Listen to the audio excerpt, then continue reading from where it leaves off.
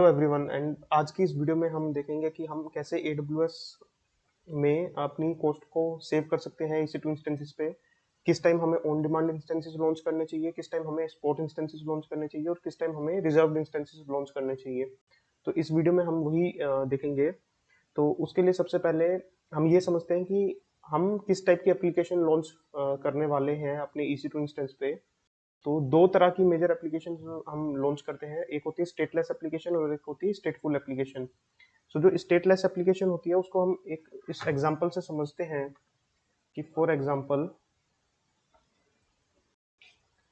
हमारे पास multiple EC2 instances हैं। For example एक EC2 इंस्टेंस ये है और ये दो EC2 इंस्टेंसेस एक लोड बैलेंसर के पीछे रन हो रहे हैं। पब्लिक लोड बैलेंसर है एंड यूजर जो है वो इंटरनेट से इस लोड बैलेंसर पर रिक्वेस्ट मारेगा एंड ये लोड बैलेंसर ट्रैफिक को डिस्ट्रीब्यूट करेगा दो EC2 मशीन्स में। अब फॉर एग्जांपल इन दो EC2 मशीन्स पे कोई वेबसाइट रन हो रही है एंड इन दोनों EC2 मशीन का एक सेंट्रलाइज्ड डेटाबेस है जो RDS पे रन हो रहा है। ठीक है, तो यूजर जब भी इस वेबसाइट पे लॉगिन करेगा तो यूजर का सेशन क्रिएट होगा।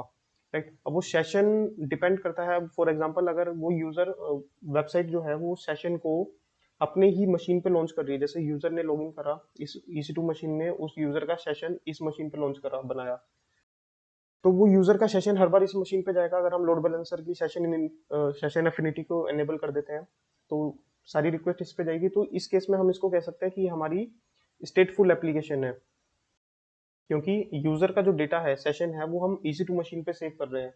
तो इन केस अगर वेबसाइट एक्सेस करते टाइम ये EC2 मशीन अनहेल्दी हो जाता है तो उस यूजर का सेशन यहाँ पर लॉस हो जाता है और यूजर को लॉग आउट हो जाएगा या कुछ भी, यूजर को वेबसाइट में एक एरर दिखेगा कि वो लॉग आउट हो गया या कुछ भी इस तरह से।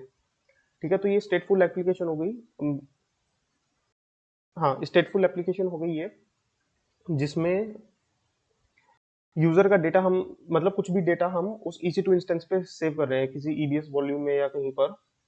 ठीक है, और दूसरा एग्जांपल हम देखते हैं स्टेटलेस एप्लीकेशन का।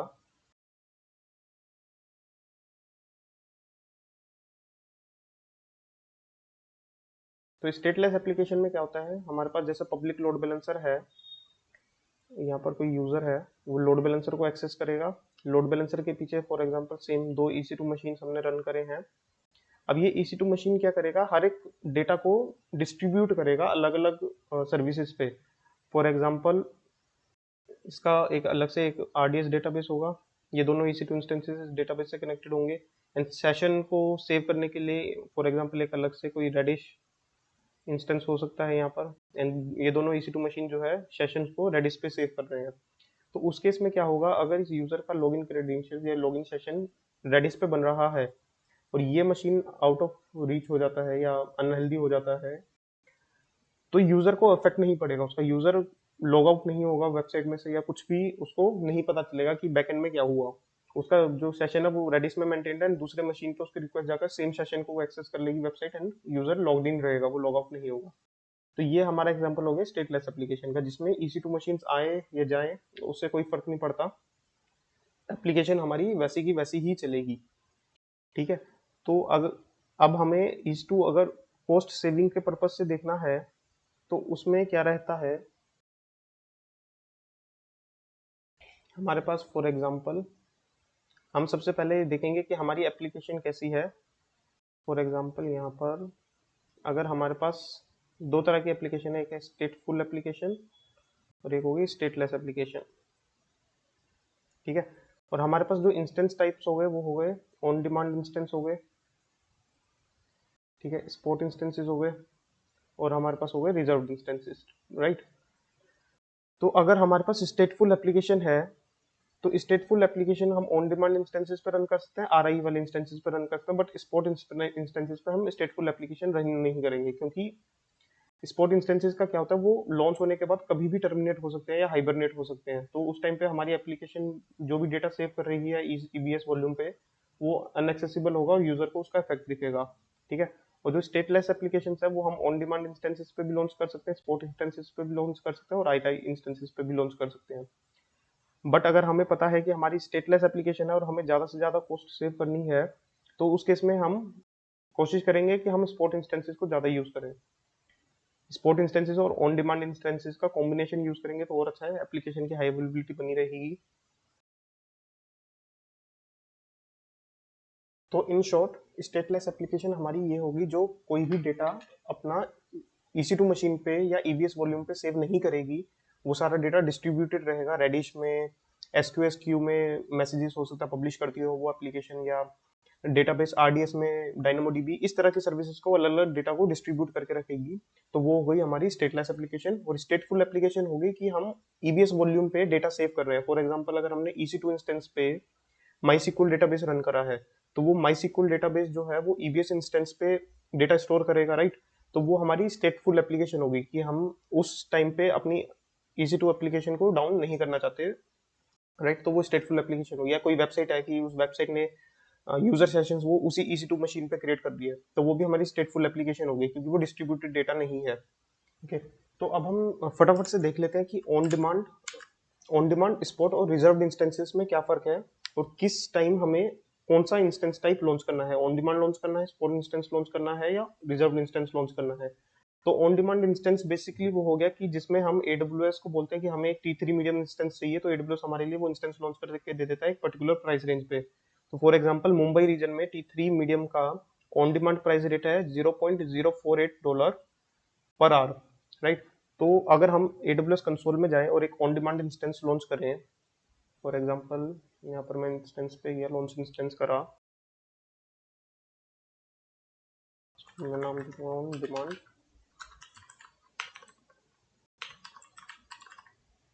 इंस्टेंस Amazon लिनक्स, एंड यहाँ पर मैं T3 मीडियम लॉन्च करूंगा, ठीक है।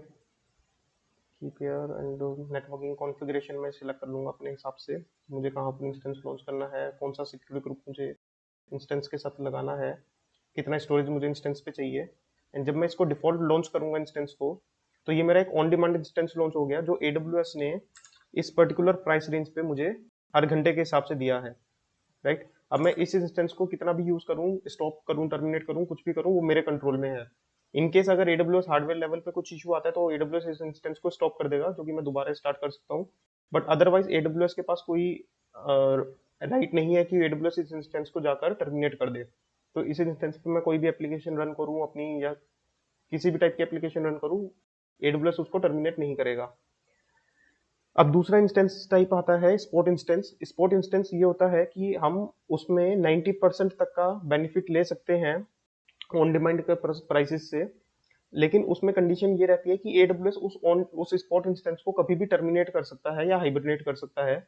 तो उसमें क्या रहता है कि AWS हार्डवेयर लेवल पे जो ऐसा हार्डवेयर रहता है जो ज्यादा यूज में नहीं है, तो AWS वहां पर हमें स्पॉट इंस्टेंस लॉन्च करके दे देता है। एंड वो तब तक होता है जब तक AWS को उस हार्डवेयर की रिक्वायरमेंट नहीं पड़ती दोबारा। जब AWS को बैकएंड में उस हार्डवेयर की उस पर्टिकुलर डाटा सेंटर पे जहां पर भी वो हार्डवेयर मशीन पे हमारा स्पॉट इंस्टेंस लॉन्च है, अगर AWS को उसकी रिक्वायरमेंट है तो AWS हमारा इंस्टेंस को टर्मिनेट या हाइबरनेट कर देगा, ठीक है। लेकिन हम ऑन स्पॉट इंस्टेंस के केस में हम ये स्पेसिफाई कर सकते हैं कि हमें किस प्राइस रेंज पे सेम इंस्टेंस चाहिए। तो फॉर एग्जांपल मैंने यहाँ T3 मीडियम लॉन्च करा इस प्राइस रेंज पे, ऑन डिमांड का जो प्राइस रेंज है मुंबई रीजन में।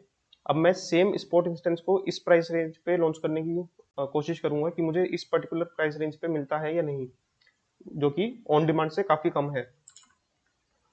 तो अगर मैं यहाँ पर एक और स्पॉट इंस्टेंस लॉन्च करूँ यहाँ पर, अब इसको मैं नाम दे दूंगा स्पॉट इंस्टेंस। तो ये डिपेंड करता है कि AWS के पास उस पर्टिकुलर रीजन में हार्डवेयर अवेलेबल है स्पॉट इंस्टेंस लॉन्च करने के लिए या नहीं। अगर हार्डवेयर अवेलेबल है तो AWS हमें लॉन्च करने के लिए दे देगा इंस्टेंस, अदरवाइज वो हमें मना कर देगा। T3 medium same instance type choose करा मैंने, सेम नेटवर्किंग कॉन्फ़िगरेशन मैं यहाँ सेलेक्ट कर लूंगा,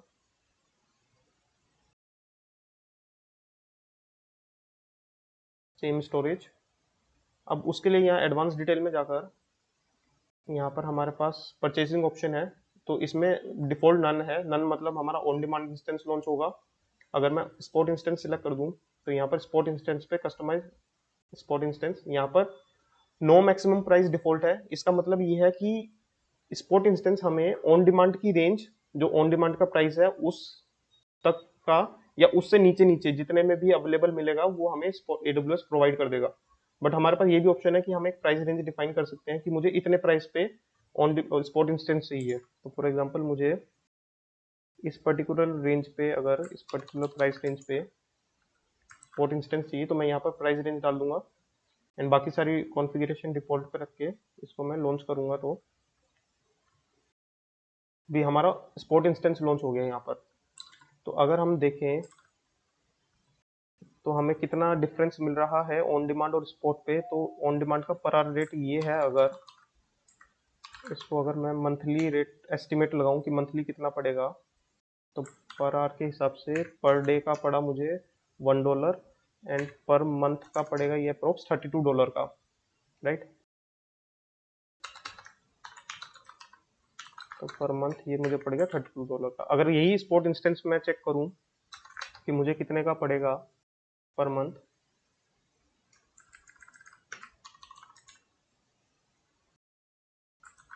तो पर डे के हिसाब से ये पड़ गया मुझे $0.48 और पर मंथ के हिसाब से पड़ गया $14। तो ऑलमोस्ट 50% का यहाँ पर हमें डिस्काउंट मिल गया। लेकिन इसमें कंडीशन यही है कि स्पॉट इंस्टेंस पे हम स्टेटलेस एप्लीकेशंस को रन करें, ताकि इनकेस अगर हमारा इंस्टेंस टर्मिनेट होता है तो हमारा दूसरा इंस्टेंस उसको एप्लीकेशन को सपोर्ट कर पाए। ओके, तो अब हम AWS रिजर्व्ड इंस्टेंसेस के बारे में देखते हैं। तो रिजर्व्ड इंस्टेंसेस जो हैं वो हमें अप टू 72% का कॉस्ट बेनिफिट देते हैं as as compare to on demand instances. तो रिजर्व इंस्टेंसेस समझने से पहले हम, अगर हमें रिजर्व इंस्टेंसेस यूज करने हैं तो उससे पहले हमें ये समझना पड़ेगा अपनी एप्लीकेशन का बिहेवियर।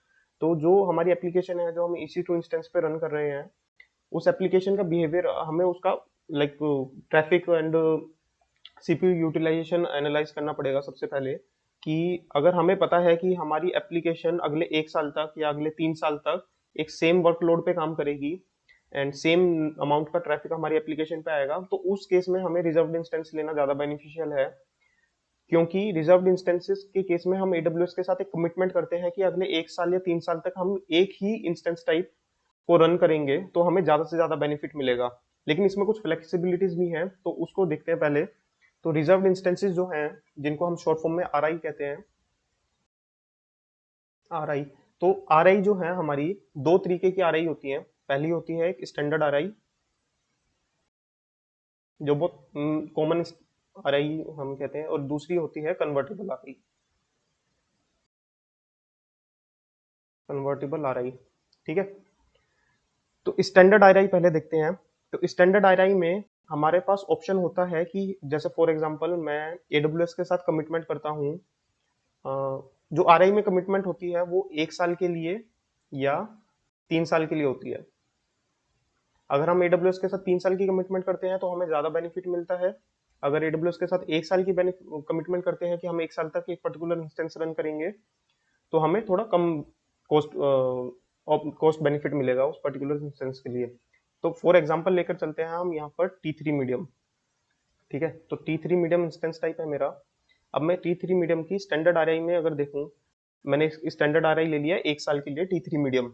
तो उसमें मुझे बेनिफिट ये मिलेगा कि मैं उस पर्टिकुलर इंस्टेंस के लिए अवेलेबिलिटी जोन चेंज कर सकता हूँ कि 1A 1B किसी भी अवेलेबिलिटी जोन में मैं रन कर सकता हूँ, या मैं उस इंस्टेंस टाइप को चेंज करूँ कि जैसे T3 मीडियम है मेरा, तो T3 मीडियम से मैं T3 डॉट लार्ज रन कर सकता हूँ इंस्टेंस।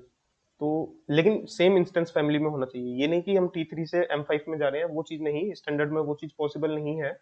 हम सेम इंस्टेंस फैमिली में कन्वर्ट कर सकते हैं अपने इंस्टेंस टाइप को, बट T3 से T2 पे जाना या M5 पे जाना वो पॉसिबल नहीं रहेगा स्टैंडर्ड RI में, ठीक है। तो ये हमारे स्टैंडर्ड RI में एक ये बेनिफिट मिलता है। लेकिन कन्वर्टेबल RI अगर हम देखें तो कन्वर्टेबल RI में हमें थोड़े ज्यादा बेनिफिट मिलते हैं, बट उसका डिस्काउंट रेट जो है वो थोड़ा कम होता है।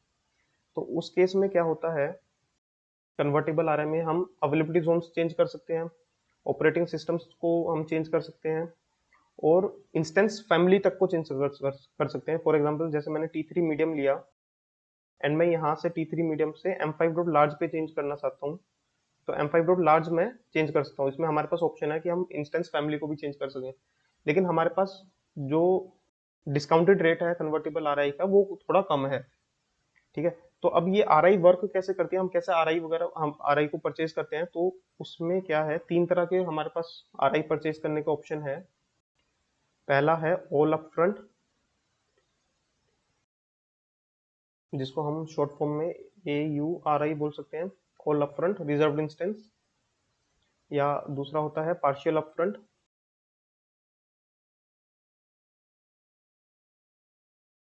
PURI। और तीसरा होता है नो अप फ्रंट,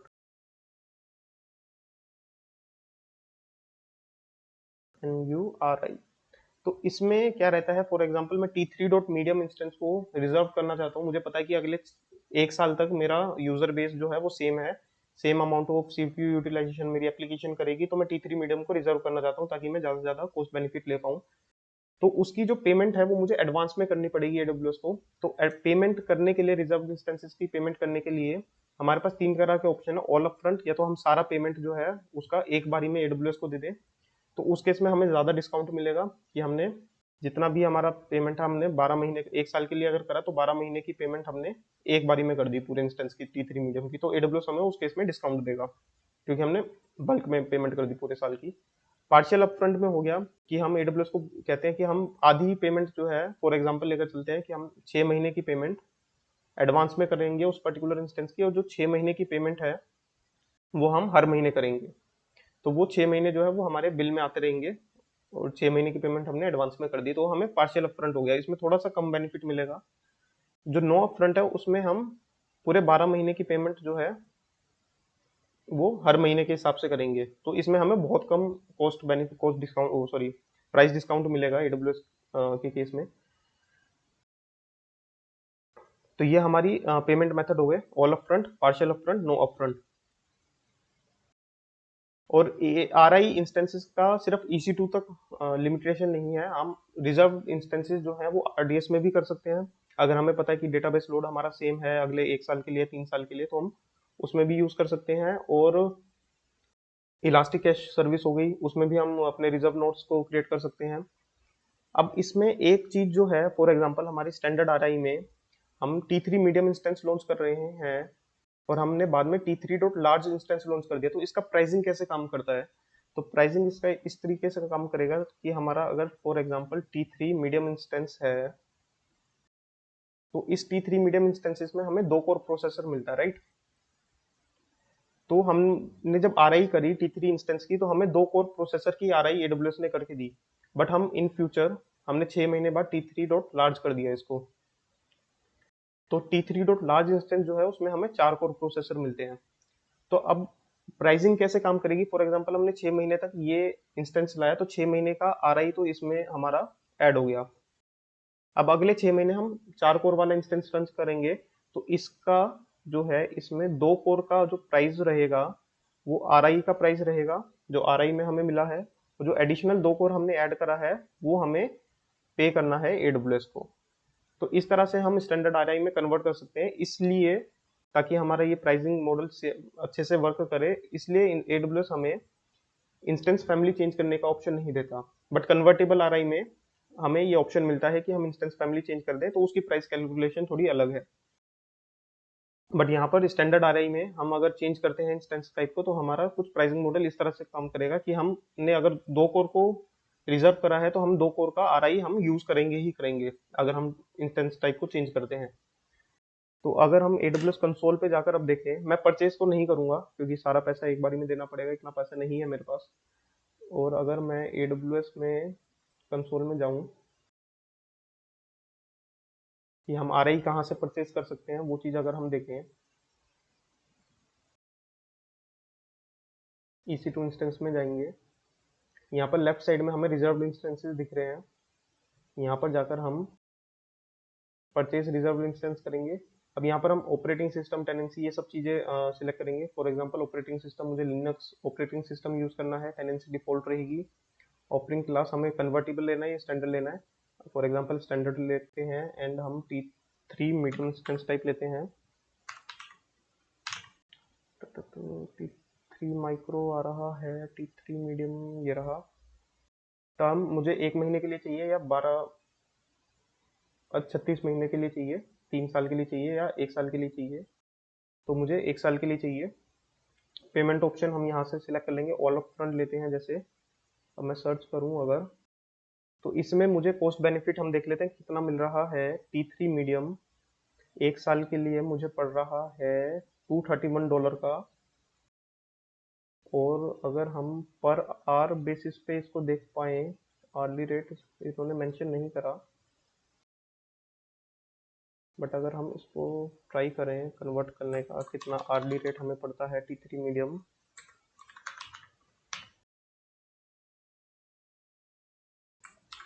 तो इसको हम डिवाइड करेंगे 12 से, पर मंथ का हमें ये प्राइस मिल रहा है। एंड देन हम इसको डिवाइड करेंगे 30 से, पर डे का ये हो गया। एंड देन हम इसको डिवाइड कर देंगे 24 से, तो पर आवर रेट हमें 0.0267 का रेट पड़ रहा है। और अगर हम ऑन डिमांड रेट जो हमने नोट करा था पहले सेम इंस्टेंस का, तो ये हमारा RI स्टैंडर्ड पे मिल रहा है 0.0267 का, जो कि ऑन डिमांड से कम है बट स्पॉट से थोड़ा सा ज़्यादा है। तो स्पॉट इंस्टेंस का ऑब्वियसली 90% तक का डिस्काउंट वो देता है, एंड RI जो है हमें अप टू 72% तक का देता है, तो थोड़ा सा फर्क पड़ता है। बट RI के केस में हमें ये AWS इंस्टेंस जो है काफ़ी सस्ता पड़ रहा है, बट इसका ऑन स्पॉट इंस्टेंस से RI बेटर है, क्योंकि हमारा इंस्टेंस टर्मिनेट नहीं होगा अपने आप से। स्पॉट इंस्टेंस के केस में हमारा इंस्टेंस टर्मिनेट हो सकता है। एंड हम वापस AWS के केस में चलें, तो AWS कंसोल पे, सॉरी, तो यहाँ पर हम इसको ऐड टू कार्ट कर देंगे। एंड हमें ये अमाउंट ऑल अप फ्रंट पे पे करना है। अगर हम यहीं पर ये पार्शियल अप फ्रंट कर दें एंड ऐड टू कार्ट करें,